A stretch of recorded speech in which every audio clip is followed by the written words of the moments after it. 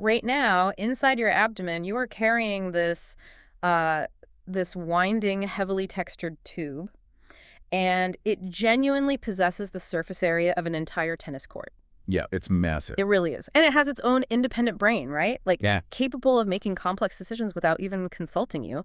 It produces and recycles 8 liters of its own fluid every single day. Which is just a staggering volume of liquid. Right. And if the chemical software running this dark, wet factory makes, even a single microscopic error, the entire system will literally begin to digest itself. It is a terrifying and, frankly, a brilliant piece of engineering.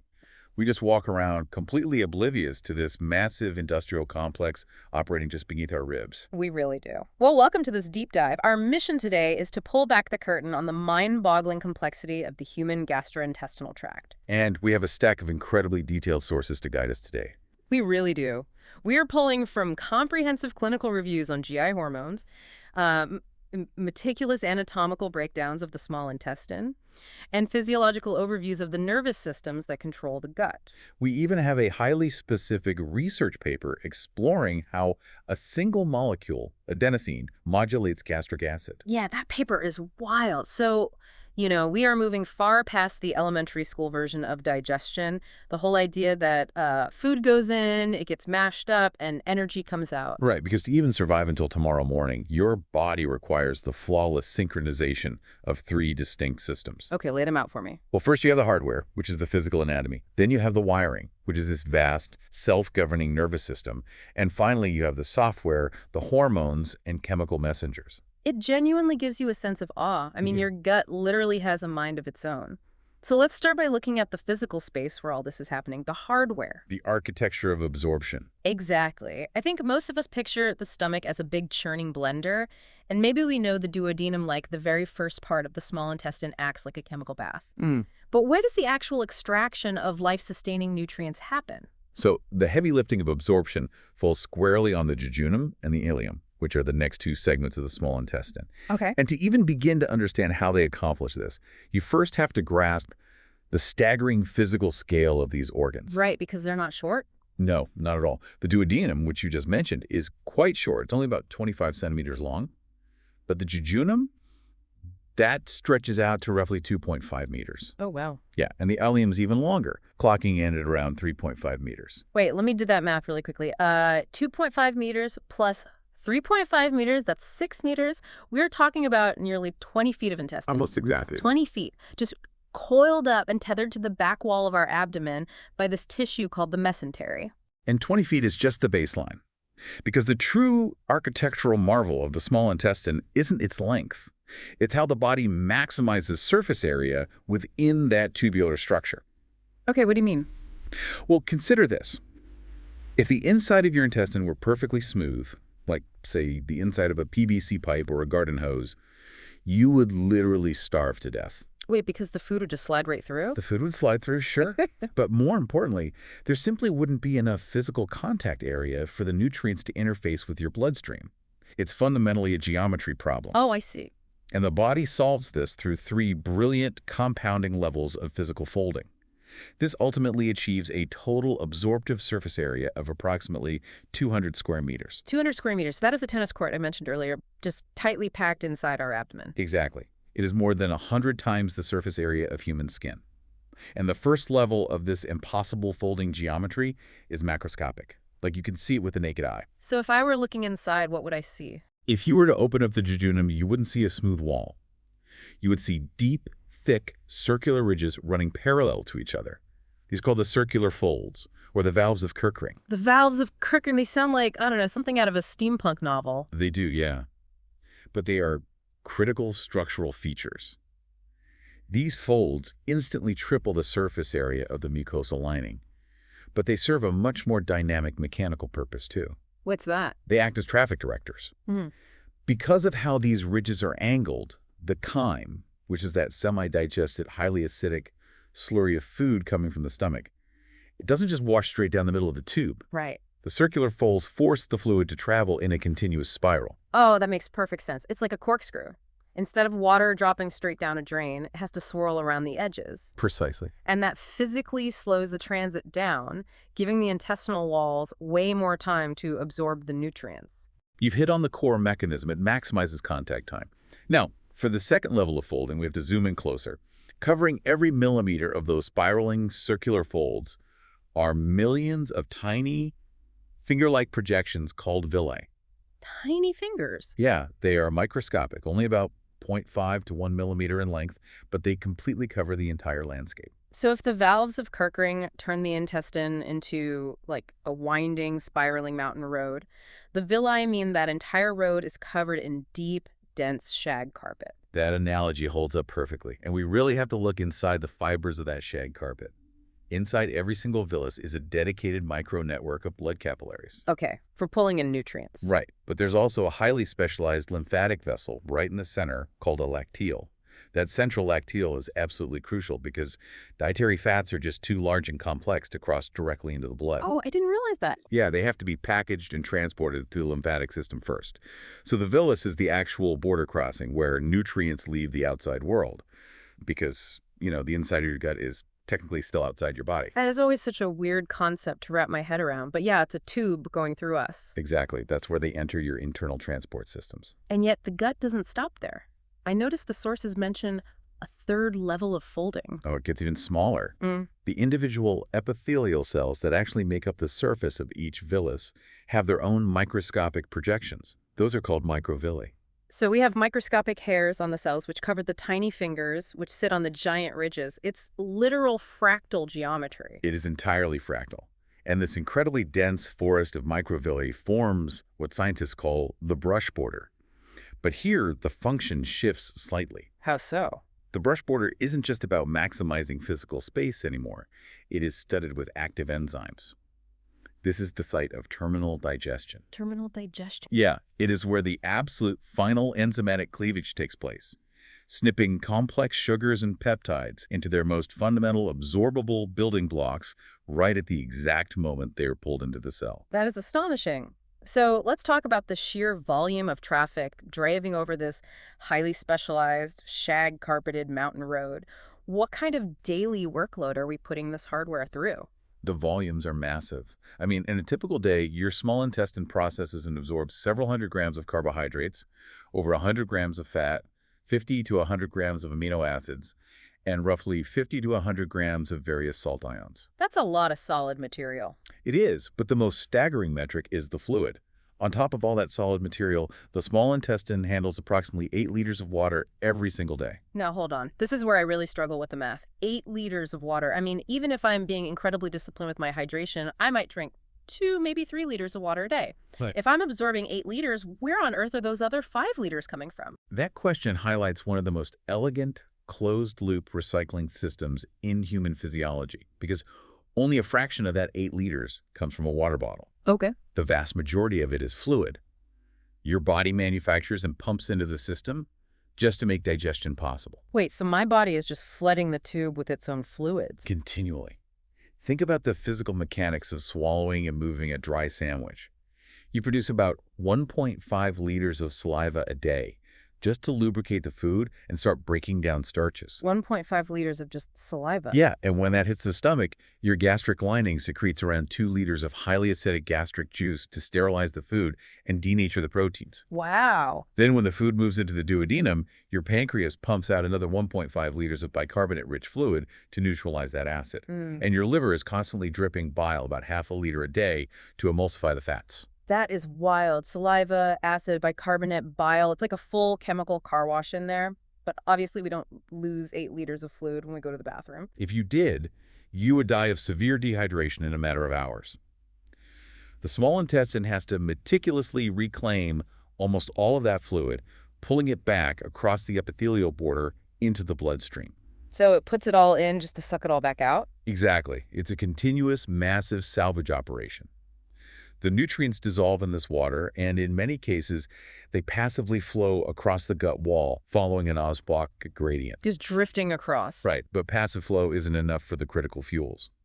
The body uses active transport, burning cellular energy to physically drag glucose and amino acids across the cell membranes using specialized carrier proteins. I was actually reading about that in the sources. Some molecules can't even just be dragged across. They need a highly specific VIP escort to get through the door. You're referring to vitamin B12, which is one of the most complex absorption pathways we have. B12 is a huge, very fragile molecule. You can't just absorb it directly. Why not? Because the stomach acid and enzymes would destroy it, or bacteria would consume it, long before it ever reached the ileum. To protect it, the parietal cells in your stomach secrete a specialized glycoprotein called intrinsic factor. So the stomach makes the escort, even though the absorption doesn't happen until way down in the intestine. That's the beautiful redundancy of it. The intrinsic factor binds tightly to the B12 in the upper GI tract, creating a shielded complex. Okay. This complex travels safely through the chaos of the duodenum and the jejunum, all the way down to the terminal ileum. Only there, at the very end of the line, are there specific receptors designed to recognize the intrinsic factor, grab the complex, and pull the B12 across into your blood. I can see the vulnerability here, though. I mean, if your stomach lining gets damaged and stops producing this intrinsic factor, your ileum is suddenly completely blind to the B12 floating right past it. Exactly. It's like having the key to a door, but losing the person who actually knows which door it opens. And that architectural failure cascades into a devastating clinical condition called pernicious anemia. The word pernicious literally means having a harmful effect, especially in gradual or subtle way. Oh, that's a perfect name for it. It really is. Without B12, your body loses the ability to properly synthesize DNA. Your bone marrow starts churning out giant dysfunctional red blood cells, leading to severe anemia. That sounds awful. It gets worse. It causes demyelination of your nervous system, leading to neuropathy, cognitive decline, and eventually severe dementia. A failure in a single microscopic protein in the stomach ultimately destroys the brain. Which perfectly sets up the next layer of our deep dive. We have this massive 20-foot shag-carpeted tube handling a torrential daily flood of 8 liters of chemical soup and nutrients. Yeah. But a factory floor that busy would be pure chaos without an operations manager. How does the gut actually direct the traffic? It manages the chaos by utilizing a dedicated, entirely independent brain.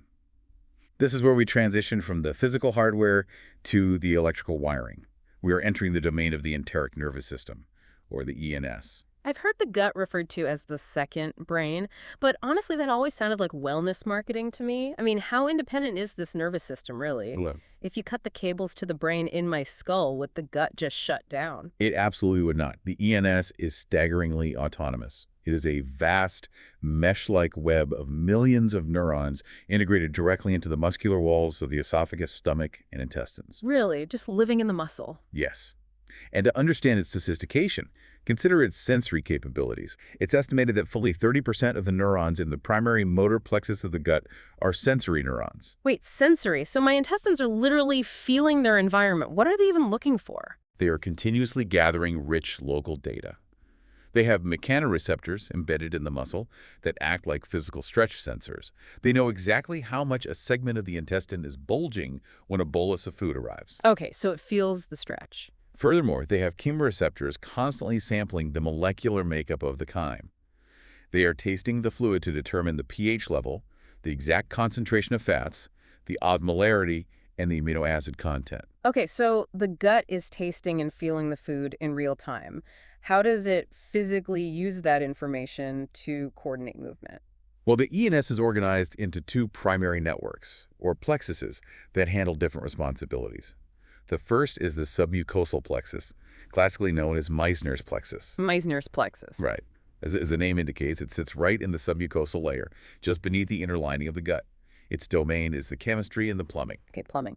It takes that sensory data from the chemoreceptors and uses it to dictate the local secretion of enzymes and mucus. And it dilates or constricts local blood vessels to control blood flow to that specific patch of intestine. So Meissner's plexus is essentially the localized climate control and plumbing supervisor. A very apt description, yeah.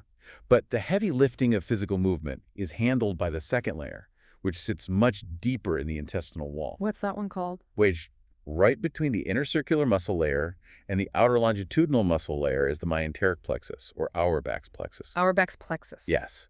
This is a continuous, unbroken neural net running all the way from the upper esophagus down to the internal anal sphincter. It is the master motor controller. It dictates exactly when, where, and how forcefully the smooth muscle cells contract or relax. I want to focus on this concept of motility because the sources brought up something called slow waves. It sounds very rhythmic, almost like an ocean tide. What exactly is a slow wave in the context of our intestines? A slow wave is the basal electrical rhythm of the gut, and it is the key to understanding all gastrointestinal movement. These waves are not generated by regular nerves, nor are they generated by the muscle cells themselves. Where do they come from then? They're created by a highly specialized intermediate group of cells called the interstitial cells of Cajal, or ICCs. The interstitial cells of Cajal, they sound like pacemakers. They are the biological pacemakers of the gut, actually very similar to the SA node in the human heart. The ICCs sit precisely at the intersection between the nerve terminals of the ENS and the smooth muscle cells. Okay. They are constantly, spontaneously fluctuating their resting membrane potentials. They create an oscillating electrical wave that sweeps through the muscle tissue. How fast are we talking? In the stomach, for instance, the ICCs generate an unrelenting rhythm of about 3 to 8 electrical slow waves every single minute of your life. Well, wait, if they're firing 3 to 8 times a minute, why isn't my stomach constantly cramping and squeezing 8 times a minute? Because a slow wave, on its own, is not powerful enough to cause a muscle contraction. It acts as a primer. It temporarily depolarizes the muscle cell membrane, bringing it right to the edge of the threshold required to fire. Okay, I think I see it. It's like a surfer sitting in the ocean. The ocean is creating these continuous rolling swells, the slow waves. The surfer bobs up and down, but they don't actually go anywhere. They are just waiting. That is brilliant. That's it? Yes, exactly. The surfer only moves when a wave comes along that is big enough to break. Right. In the gut, that breaking wave is a true action potential, which appears on an electrical tracing as a spike wave. The spike wave happens when the enteric nervous system decides to release acetylcholine, pushing the electrical charge over the threshold. So it rides the swell. Yes, the muscle only contracts during the peak of a slow wave, and only if the nervous system gives the final push. So the ICC pacemakers dictate the maximum possible speed limit, but the nervous system ultimately decides if a car is actually going to drive down the road on any given wave. You understand it perfectly. It prevents the gut from slipping into chaotic, uncoordinated spasms. So what does this coordinated movement look like in reality? We know food doesn't just fall down a pipe. Let's trace the journey. Let's say I just swallowed a bite of a sandwich. It hits the esophagus first. Right. The esophagus is essentially a transit tube, and it utilizes a primary peristaltic wave. This relies heavily on central input from the dorsal motor nucleus of the vagus nerve. What does the vagus nerve do there? When you swallow, the vagus nerve coordinates a dual action. It sends an inhibitory, relaxing signal to the muscle just ahead in the food bolus, allowing the tube to open up. A fraction of a second later, it sends an excitatory signal to the muscle just behind the bolus, squeezing it tightly. This is rolling it down. Yeah, this coordinated pinch and release rolls down the esophagus, driving the sandwich directly into the stomach. Squeeze behind, open ahead. It sounds exactly like squeezing toothpaste out of a tube. But once that sandwich hits the stomach, the objective completely changes. It's no longer just trying to move it forward, right? It's trying to destroy it. Exactly. The stomach has to act as a reservoir to hold the meal, but also as a violent mechanical grinder. It employs a mixing motion called segmentation. How does that work? First, the upper proximal part of the stomach deliberately relaxes to accommodate the sudden influx of food without raising the internal pressure. That's a phenomenon mediated by inhibitory vagal fibers. Ah, that's why we can eat a massive meal without our stomach immediately rejecting it. Precisely. Once the food is stored, the lower part of the stomach, the antrum, goes to work. It initiates the antral pump. Powerful contractions sweep down toward the pyloric sphincter. That's the exit door, right? Right, but the pylorus remains tightly closed most of the time. So the food gets slammed against this closed door, crushed, and jetted backward into the main body of the stomach to be mixed with acid all over again. Just a relentless washing machine. It is. Only the most thoroughly pulverized liquid chyme particles, less than 2 millimeters in size, is allowed to trickle through the sphincter into the duodenum. The pyloric sphincter is acting like a nightclub bouncer. Like, if you aren't completely liquefied, you aren't getting into the small intestine. Pretty much. And once we are in the small intestine, we have this massive 20-foot shag-carpeted road. How does the food traverse that distance while ensuring everything gets absorbed? Well, during a meal, the small intestine uses a mix of segmentation to slosh the food back and forth, and gentle peristalsis to move it forward.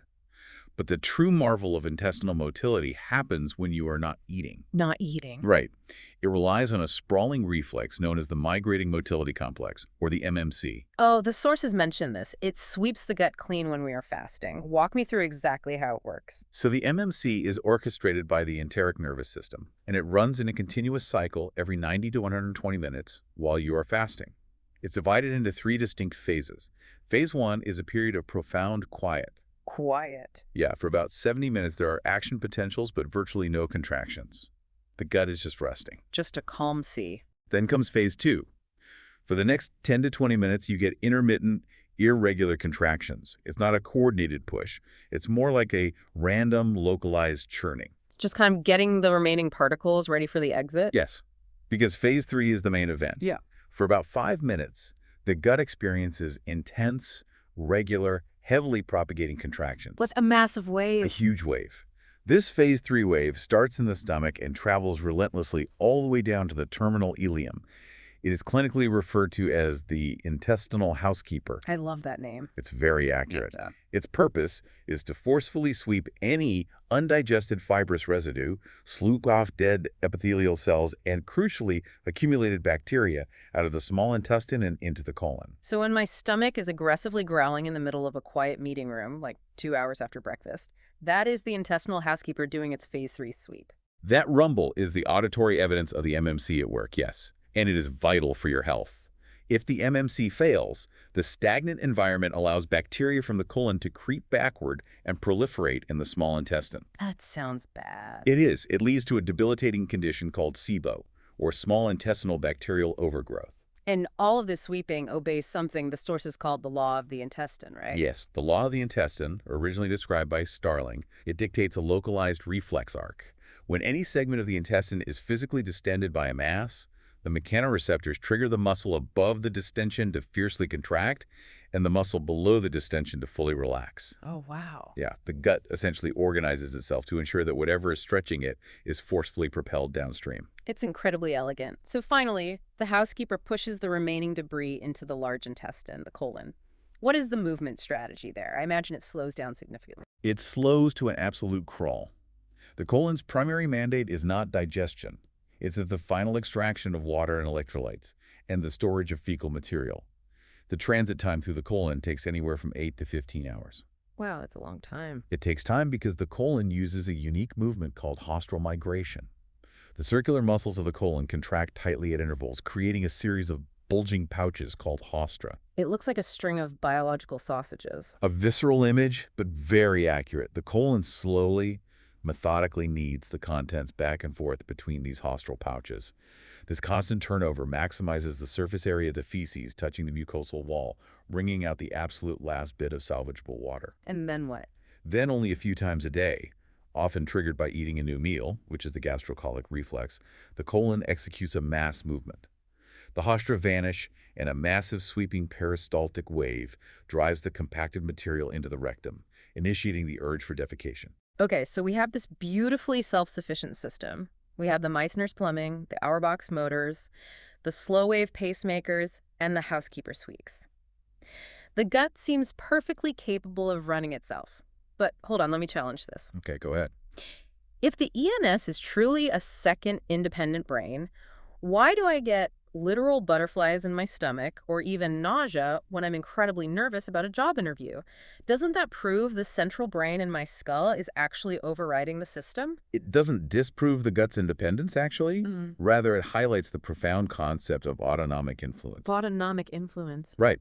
The gut is sovereign in its day-to-day operations, but the central nervous system maintains a direct hotline to it, capable of vetoing local decisions during systemic emergencies. We're talking about the sympathetic and parasympathetic nervous systems. Ah, the classic fight or flight versus rest and digest systems. How do they assert control over the enteric nervous system? Let's look at the parasympathetic system first, the rest and digest pathway. This is mediated primarily by the vagus nerve for the upper GI tract and the pelvic splanchnic nerves for the lower colon. Okay.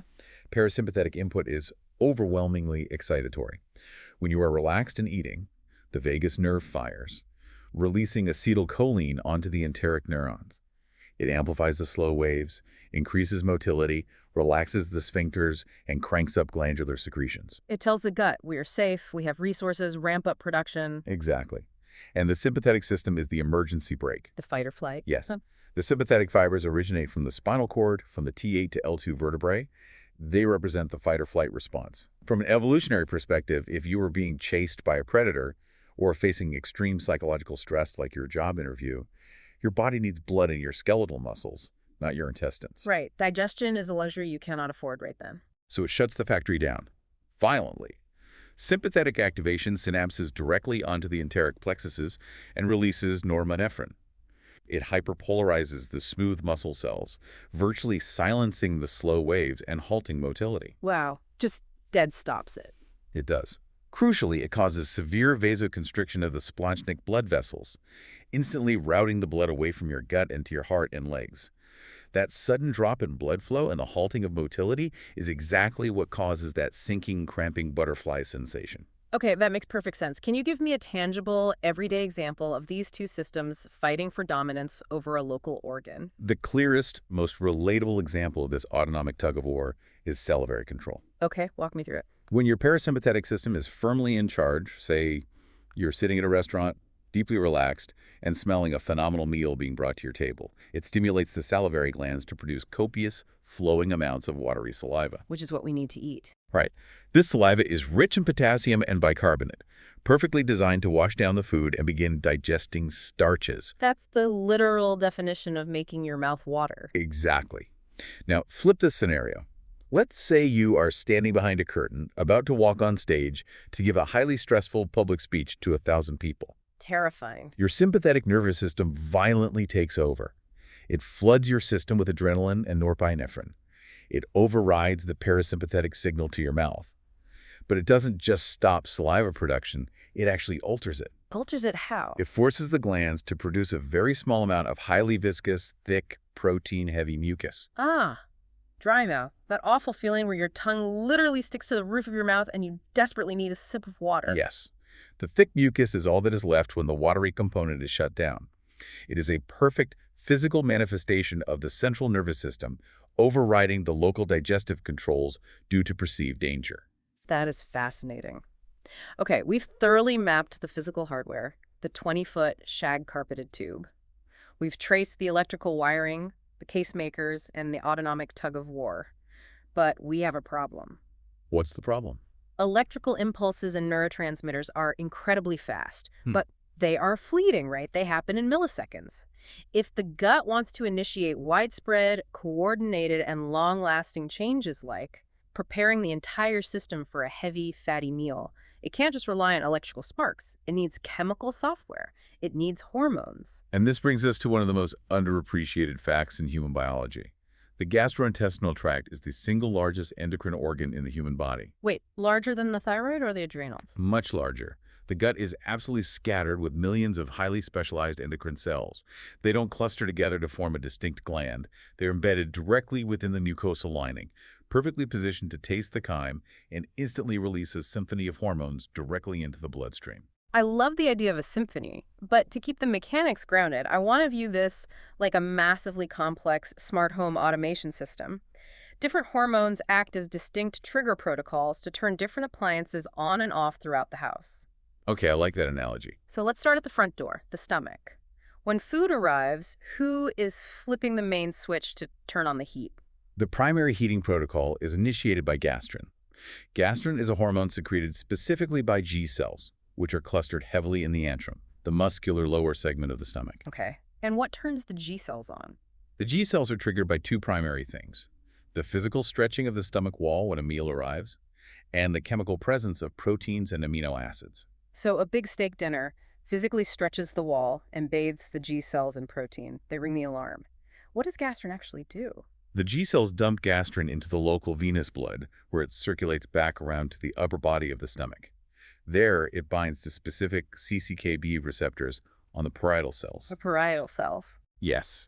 This acts as a massive accelerator, commanding the parietal cells to pump vast amounts of highly corrosive hydrochloric acid into the stomach lumen to dissolve that steak. The sources mentioned gastrin comes in different sizes, actually, like G34, G17. Does that matter? It speaks to the complexity of the processing. The number just refers to the amount of amino acids in the peptide chain.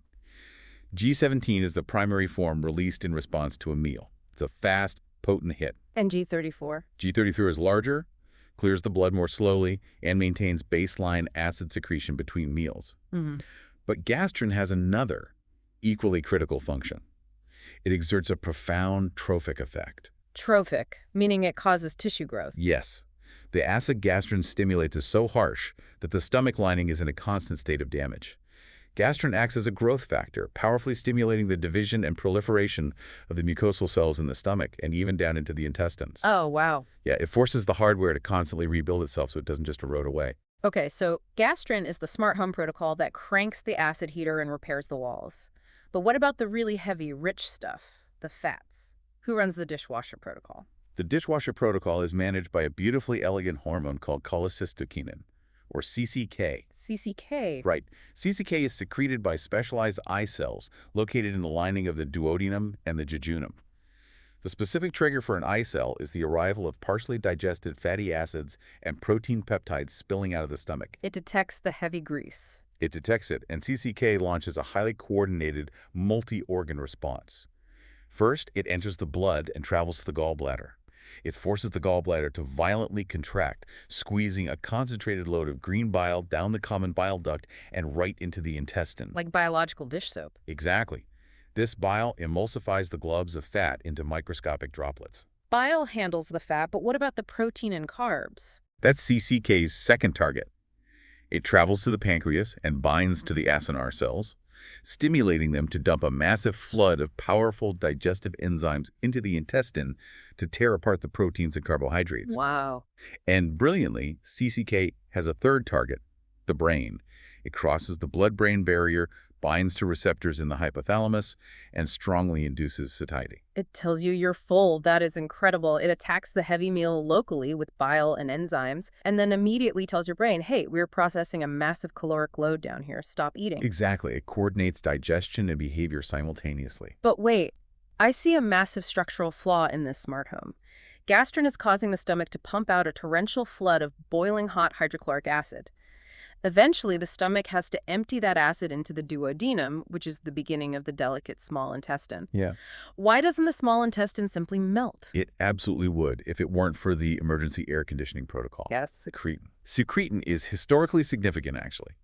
It was the very first hormone ever discovered by scientists back in 1902.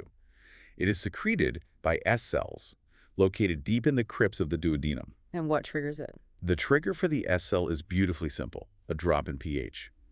The moment the highly acidic chyme from the stomach touches the duodenal lining, the S cells panic and release secretin into the blood. So secretin is the dedicated acid neutralizer. How does it cool the system down? It races directly to the pancreas, but not to the enzyme-producing cells. It targets the cells lining the pancreatic ducts. It commands them to rapidly secrete a massive volume of water, saturated with the bicarbonate. Just a flood of basic fluid. Yes. This alkaline tide washes down into the duodenum and immediately reacts with the hydrochloric acid, chemically neutralizing it into harmless salt water and carbon dioxide. Just a massive chemical quenching. Yes, but it also acts defensively. Secretin functions as an enterogastrone, meaning a hormone that specifically inhibits the stomach. Oh, it talks back to the stomach? It does. It circulates back to the stomach and forcefully inhibits gastrin release, shutting down the acid pumps. It also slows down gastric emptying. It essentially yells at the stomach, hold the door, stop sending acid, give me a minute to neutralize this batch before you send any more. The synchronization is flawless. Now, what about the housekeeper we discussed during the wiring section? The migrating motility complex that sweeps the gut when we are fasting. Is there a hormone that initiates that sweeping phase? There is. The software protocol for the deep clean is a hormone called motility.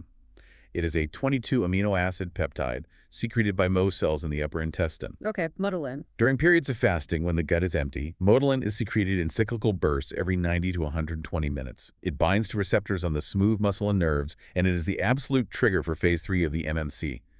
It initiates that powerful, propagating peristaltic wave that cleans out all the debris. Okay, we have gastrin cranking the acid, CCK deploying the enzymes and bile, secretin neutralizing the environment, and motilin running the nighttime deep clean. But every complex automated system needs a failsafe, right? a master breaker switch. Absolutely. What happens if the body experiences severe trauma or just needs the entire digestive factory to power down immediately? The body relies on a universal off switch called somatostatin. The name itself is revealing, actually. Somato means body, and statin implies halting or stagnation.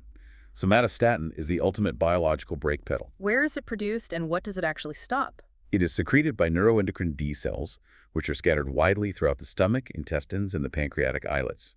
When released, somatostatin suppresses the secretion of almost everything we just talked about. Everything. Basically, yeah. It forcefully inhibits gastrin, preventing acid release. It blocks CCK and secretin, stopping pancreatic juices and bile. It shuts down insulin and glucagon. It drastically slows gastric emptying and intestinal motility. It just brings the entire assembly line to a grinding, shuddering halt. It does. Furthermore, it causes profound vasoconstriction of the splanchnic circulation, severely reducing blood flow to the digestive organs. But the most fascinating aspect of somatostatin is its timeline. What do you mean? Despite being incredibly powerful, natural somatostatin has a fleeting half-life in the bloodstream of only 1 to 3 minutes. Only 3 minutes? Why would the ultimate master switch fade away so quickly? That seems counterintuitive if you are trying to shut things down. It is entirely by design. Somatostatin is a weapon of extreme precision. The body uses it for rapid, immediate, localized control paracrine signaling. Okay. You'd never want a universal off switch getting permanently stuck in the off position. That would cause starvation and necrosis. By engineering a 3-minute half-life, the D cells can exert intense, targeted inhibition on their immediate neighbors. But the absolute second the D cells stop secreting it, the inhibition lifts almost instantly. The system returns to baseline and can respond fluidly to the next meal. That is brilliant chemical engineering. Now, the sources mentioned 2 other major hormonal players. These seem less about digesting the food in the tube and more about managing our whole body biological state. Let's look at hunger and fluid balance. Let's start with ghrelin. Ghrelin is culturally famous. It is commonly referred to as the hunger hormone.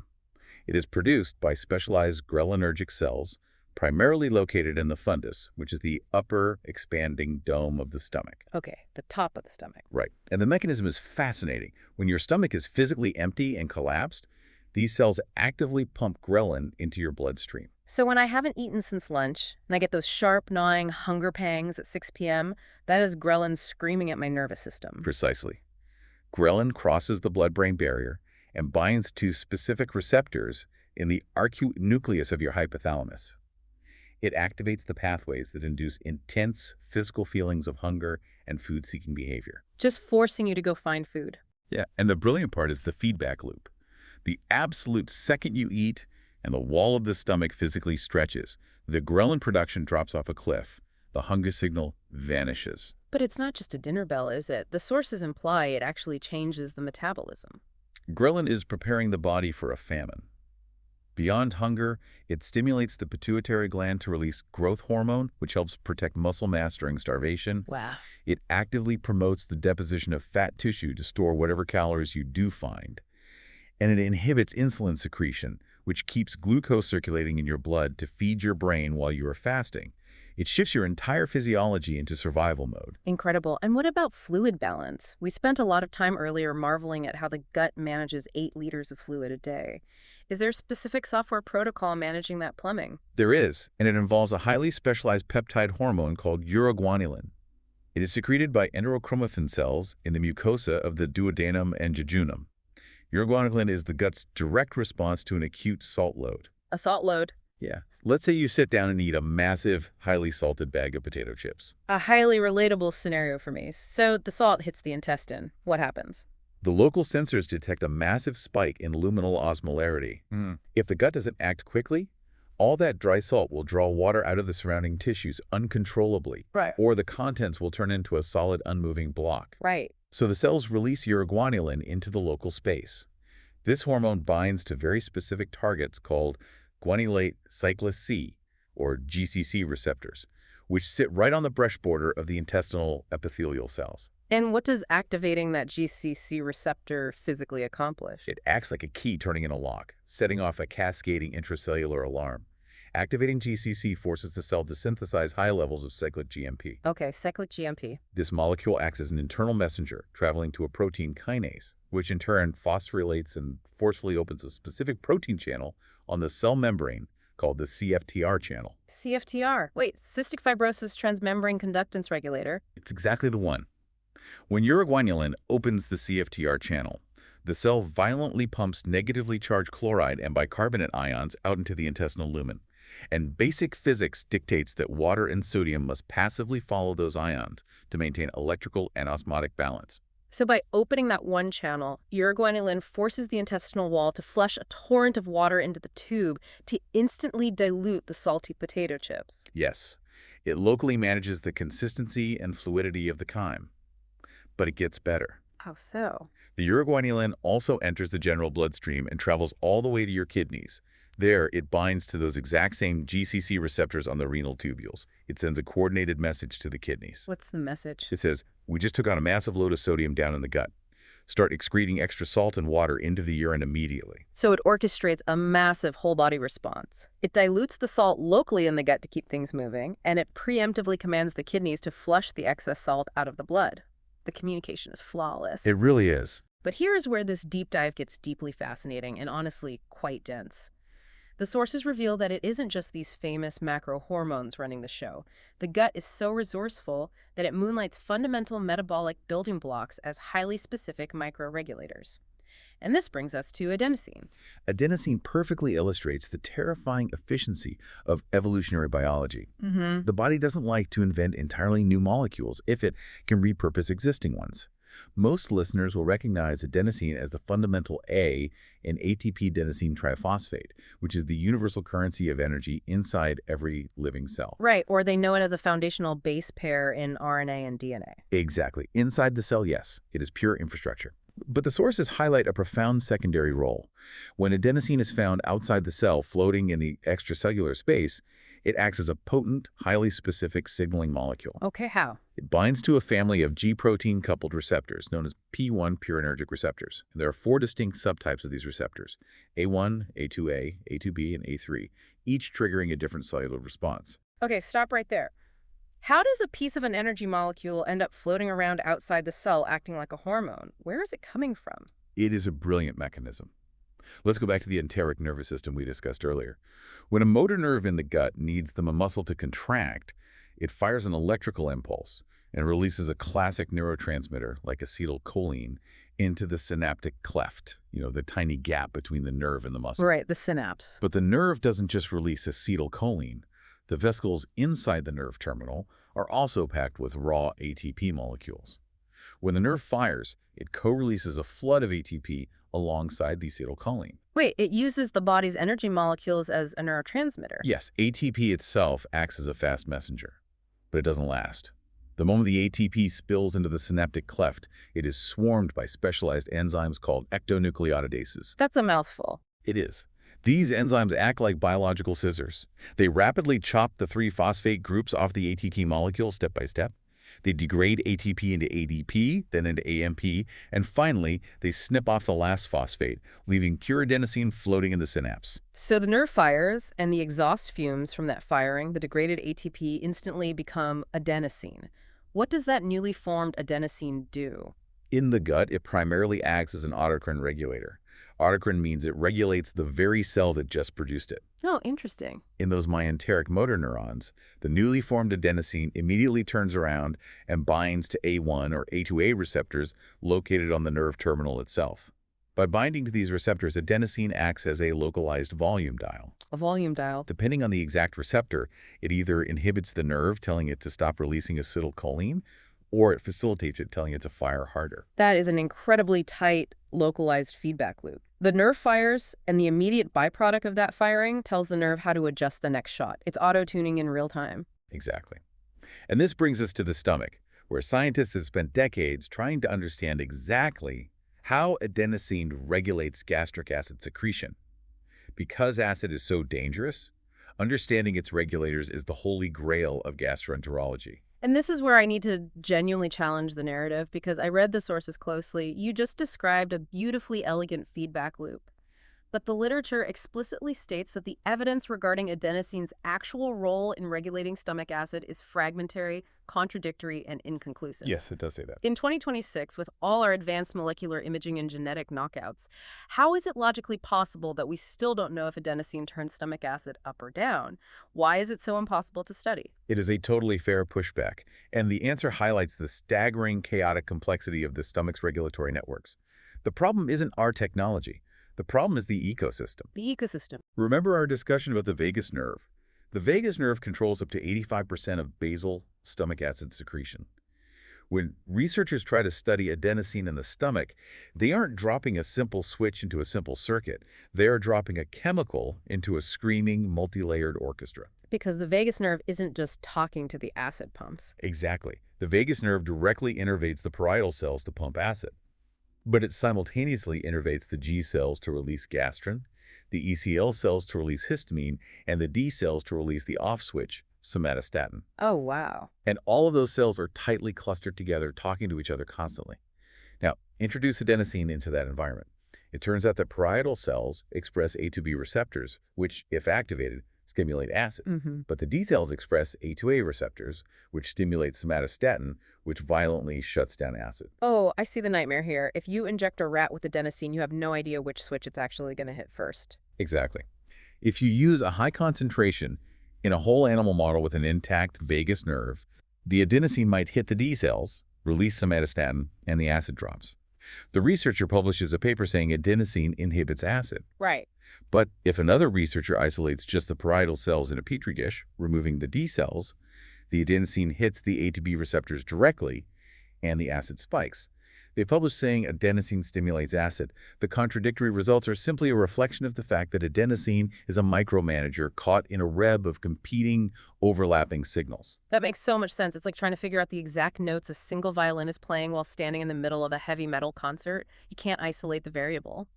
And speaking of the chaos in the stomach, there was another truly surprising detail in the adenosine research regarding Helicobacter pylori. Yes, the bacteria infamous for surviving in stomach acid and causing chronic gastric ulcers. Right. So the sources discussed an enzyme called adenosine deaminase, or ADA. I assume from the name that ADA destroys adenosine? Correct. ADA breaks down adenosine into a molecule called inosine, terminating its signaling effect. Now, in general biology, adenosine is viewed as a potent anti-inflammatory guardian. Yeah. Tissues release massive amounts of adenosine when they're under stemic stress or under attack to calm down the immune system and prevent excessive collateral damage. So, logically, researchers hypothesized that in a stomach infected with H. pylori, which causes massive chronic inflammation, the levels of ADA enzyme activity would be radically altered as the tissue tried to fight the bacteria and manage the inflammation. It seems like a perfectly logical assumption. The tissue is inflamed, adenosine regulates inflammation, so the ADA enzyme must be heavily involved. But that's not what the data showed, is it? The data show the exact opposite. When researchers took biopsies of human stomach linings, they found that while ADA activity was significantly lower in patients who had undergone a partial stomach resection for cancer, the presence of the H. pylori infection itself had absolutely zero statistically significant effect on ADA activity in the intact mucosa. Zero effect. None. The bacteria was causing massive chronic gastritis, yet the adenosine degradation pathway didn't react at all. Why does that matter? It matters because it shatters our assumptions. It proved that we cannot just extrapolate general biological rules to the gut. It challenged the widely held belief that adenosine acts as a universal anti-inflammatory savior in the gastric mucosa. The stomach plays by its own hostile alien rules, and H. pylori has evolved to perfectly exploit the blind spots in those rules. The gut really is its own sovereign universe. And speaking of playing by dangerous rules, let's look at one final microregulator concept from the sources before we look at clinical medicine. The concept of pancreatic zymogens. We talked about how the pancreas pumps out enzymes to digest food, but there is an obvious existential paradox here. The paradox of the exocrine pancreas. The pancreas is fundamentally a delicate factory made of protein and fat. Its job is to manufacture incredibly powerful proteases that dissolve protein, lipases that melt fat, and amylase that destroys complex carbs. Right. It is a sack of meat whose sole purpose is to manufacture a biological acid designed to dissolve meat. Why doesn't the pancreas instantly liquefy itself the moment it turns the factory on? That is the existential threat. The evolutionary workaround is a masterpiece of biochemical packaging known as the zymogen. The acinar cells in the pancreas do not manufacture active enzymes. They manufacture inactive, harmless, precursor proteins, zymogens. Like what? For example, instead of making the highly destructive protease called trypsin, it manufactures a larger, inert molecule called trypsinogen. It leaves the safety cap on the bottle. It builds the bomb but doesn't install the detonator. These inactive zymogens are safely packaged into vesicles, secreted into the pancreatic ducts, and washed down into the duodenum by that secretin-induced water flood. They remain completely harmless during transport. And then what? It is only when they physically arrive at the brush border of the small intestine that they encounter a very specific, localized enzyme called enteroheptidase. This enzyme acts as the detonator. It cleaves a tiny protective peptide bond off the trypsinogen, converting it instantly into the violently active trypsin. Oh, I see. And that trypsin then rapidly activates all the other zymogens in a cascading chain reaction, perfectly timed to happen exactly where the food is. So they're shipped with the safety pin left in, and the intestine pulls the pin right when it meets the target. But what happens if the system misfires? What happens if the pin gets pulled early? It is an absolute catastrophe. If those zymogens are prematurely activated while they are still trapped inside the pancreatic ducts, which can easily happen if a physical gallstone blocks the exit duct, or if excessive alcohol consumption destabilizes the cellular packaging, the enzymes awake inside the factory. That's terrifying. They immediately begin to aggressively auto-digest the pancreatic tissue. It eats itself. Yes, this triggers a massive systemic inflammatory response, a clinical condition known as acute pancreatitis. The pancreas literally digests its own blood vessels and fat.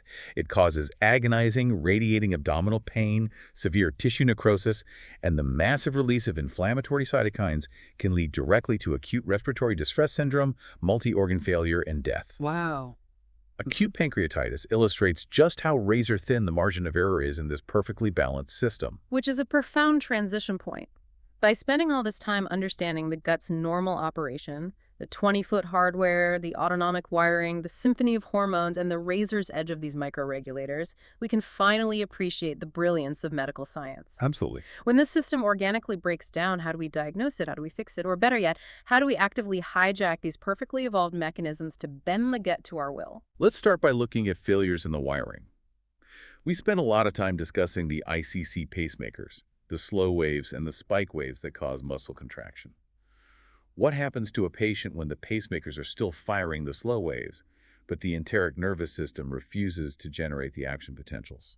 The surfer is bobbing on the water, but the wave never breaks. The muscles never squeeze. Exactly. This results in a frustrating clinical condition called a paralytic ileus. We see this incredibly often in postoperative patients. Why postoperative?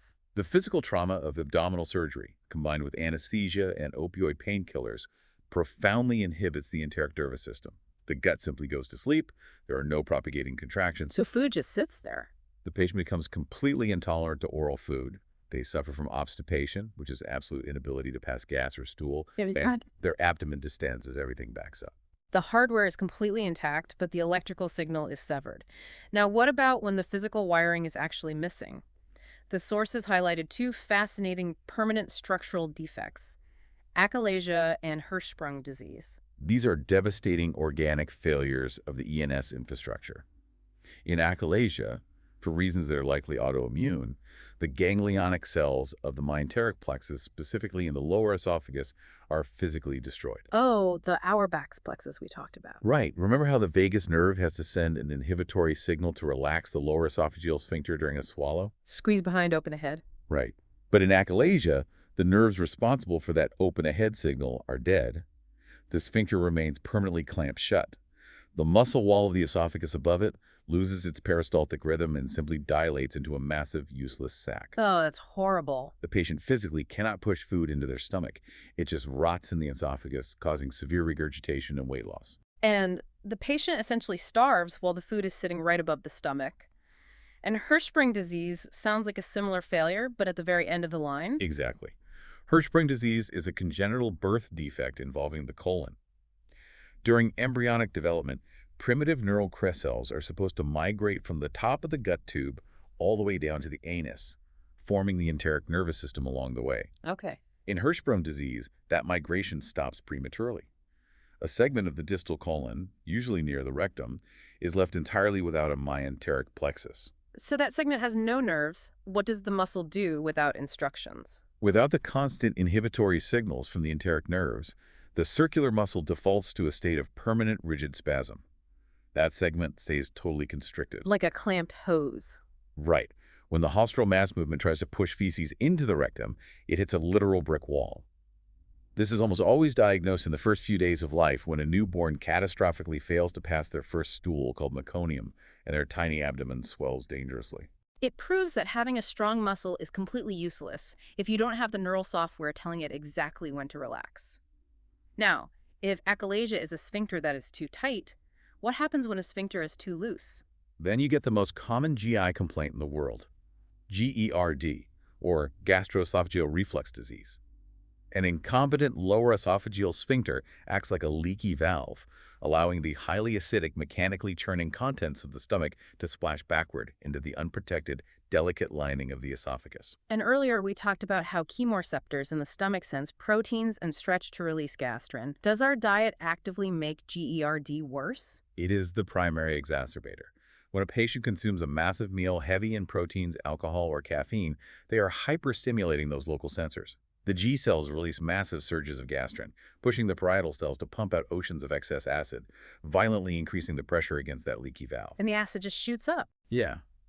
What starts as a mild chemical splash turns into a caustic, chronic burn that replaces the normal esophageal tissue with stomach-like cells, a condition called Barrett's esophagus, which dramatically increases the risk of esophageal cancer. Okay, so that covers how the wires break. But here's the part of the deep dive that I found absolutely brilliant. We have mapped out this complex software. The hormones and gastroenterologists have figured out how to actively hijack those chemical signals to run incredibly precise diagnostic tests. Let's unpack this. I want to start with the secretin test. This is a perfect example of applied physiology.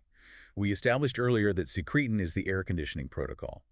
It responds to acid by forcing the pancreatic ducts to dump a massive volume of water bicarbonate. Right. So if a patient is suffering from severe malnutrition and greasy, foul-smelling diarrhea, and doctors suspect the exocrine pancreas is failing, they use secretin as a functional stress test. How do they execute it? The gastroenterologist threads a specialized double-lumen tube, called a drilling tube, down through the patient's nose, past the stomach, and directly into the duodenum. Once the tube is in place to collect the fluid, they inject the patient intravenously with a massive synthetic dose of pure secretin.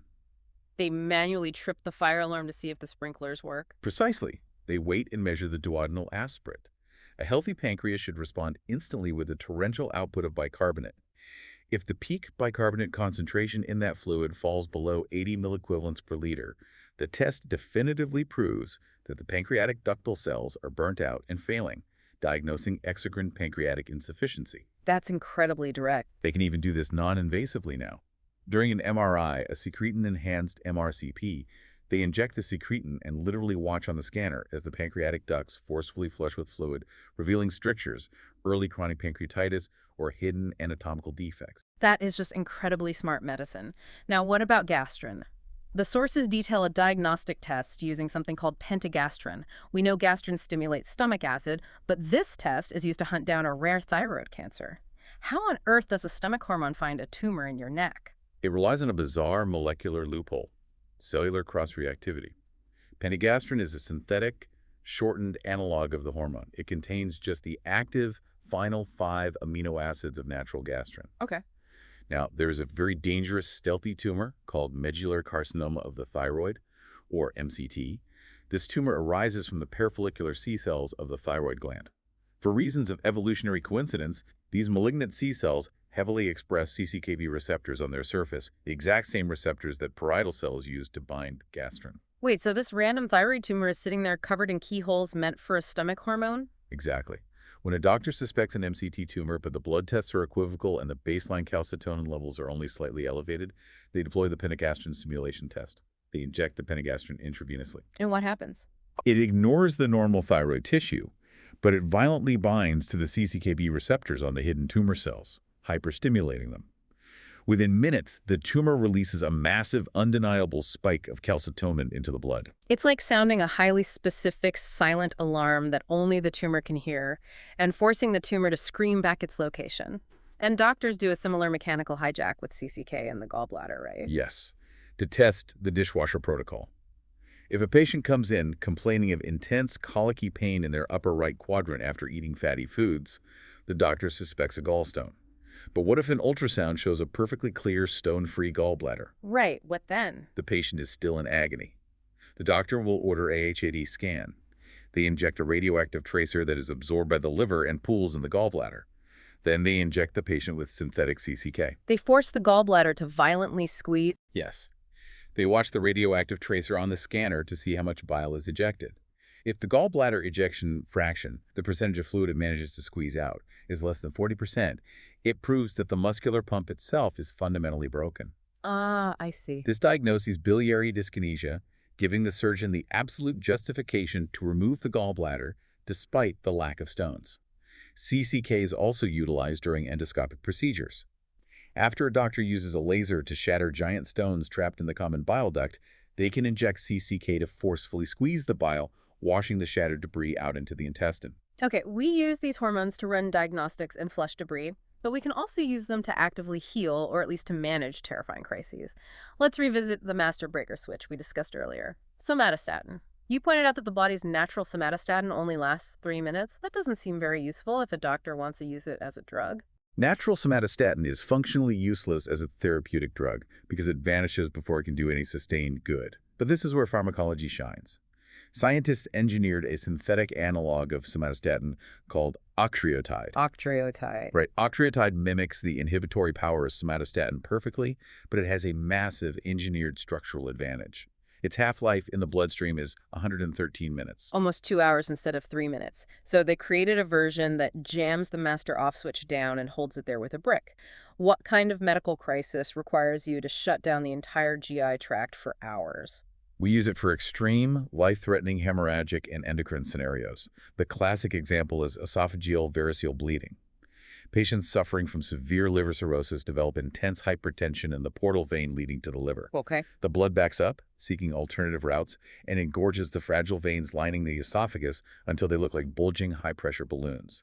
If one of these varices ruptures, the patient will catastrophically vomit blood and can bleed to death in minutes. So how does the off switch help stop the bleeding? Remember that one of somatostatin's secondary effects is profound vasoconstriction of the splanchnic circulation. When an ER doctor administers a high-dose 5E drip of octreotide, it aggressively clamps down on the blood vessels feeding the entire abdominal cavity. Wow. It drastically drops the blood flow into the portal vein, rapidly lowering the pressure inside those ruptured esophageal veins, buying the gastroenterologist the critical time needed to go in with an endoscope and physically band the bleeding vein. It acts as a systemic chemical tourniquet for internal bleeding. That is incredible. It's a literal lifesaver. It is also deployed as a miracle drug for hypersecreting neuroendocrine tumors. Take a lipoma, for instance. This is a rare, terrifying tumor in the pancreas that wildly secretes vasoactive intestinal peptide. What does that do? It causes profound, unstoppable watery diarrhea. We are talking about patients losing 7 to 10 liters of fluid a day, plunging into lethal hypokalemia and hypovolemic shock.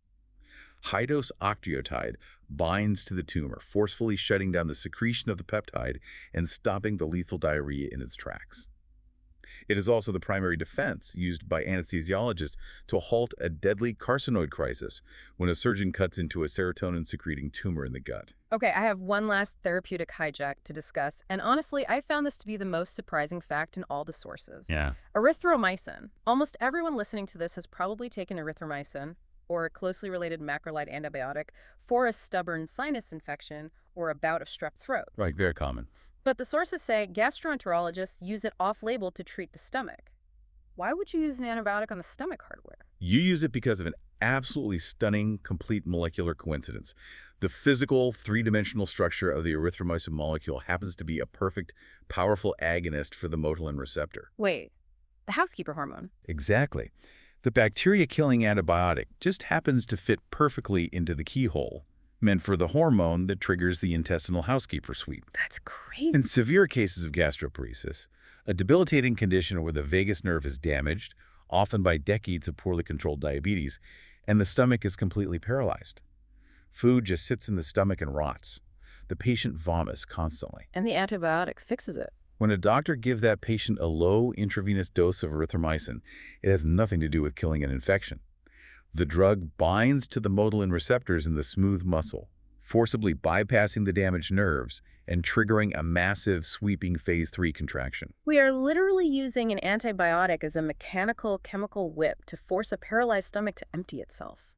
It is wild how profoundly interconnected all of this pharmacology is. It perfectly demonstrates the sheer versatility of molecular structures. A single receptor geometry can be the key to destroying a bacterial cell wall in one context and the key to curing gastric paralysis in another. So, what does this all mean? Let's take a massive step back. We started this journey looking at the physical hardware, the 20 feet of spiraling, shag-carpeted roads, the valves of Kirkring, and the microscopic brush border furiously absorbing 8 recycled liters of fluid a day. Yeah? We mapped out the autonomic wiring, from the ticking metronome of the interstitial cells of Call to the complex, propagating sweeps of the migrating motility complex. We decoded the chemical software, the heating protocol of gastrin, the dishwasher of CCK, the air conditioning of secretin, and the brick on the master off switch somatostatin. It's a lot to take in. And we explored how microscopic exhaust fumes like adenosine and massive prepackaged bombs like zymogens orchestrate life at the absolute cellular limit. And ultimately, we saw how modern medicine has learned to read, decipher, and manipulate that very code, using secretin to stress test a failing pancreas, penagastrin to hunt for hidden thyroid cancer, octreotide to clamp down on catastrophic variceal bleeding, and antibiotics to whip paralyzed muscles back into action. Which leaves us with a rather profound final thought. A philosophical extrapolation, if you will, based on the reality of everything we've just unpacked. Yes. For centuries, humanity has considered itself to be purely conscious beings, governed entirely and exclusively by the brilliant brain residing inside our skulls. Right, the top-down dictatorship. Exactly. We view the mind as a strict top-down dictatorship. We command, and the body obeys. But today, we've outlined a gut that possesses its own highly complex, sovereign nervous system, an enteric brain armed with millions of its own sensory neurons, independent pacemakers, and localized reflex arcs that absolutely do not need the skull's permission to act. Yeah. Furthermore, the second brain orchestrates a vast systemic array of hormones, ghrelin, CCK, uroguanylin, that dictate our intense physical feelings of hunger, our profound sense of satiety, our fluid balance, our metabolism, and even our physiological stress responses. Which raises the ultimate question. To what extent are our daily moods, our behavioral choices, and our very conscious, deeply held feelings of self secretly being steered by the literal mind of our intestines? Wow. When you feel inexplicably anxious or lethargic or impulsively driven to eat a massive meal, is that your conscious brain making a logical decision? Or is it your second brain, the dark, wet, 20-foot factory inside your abdomen, quietly running the show and just letting you think you are in charge? It really makes you wonder who is actually sitting in the driver's seat. We started this deep dive talking about the comfort of an X-ray, the pristine binary precision of a broken bone. We've certainly waded deeply into the muddy waters of human physiology today. We certainly have. The picture of the gut isn't a clean, jagged white line. It is a chaotic, spiraling, chemically saturated symphony of millions of nerves, sweeping muscles, and razor's edge hormones. It is endlessly complex, yes, but it is vibrantly, astonishingly alive. Thank you for joining us on this deep dive. Go ahead and listen to your gut today, because it really is talking to you.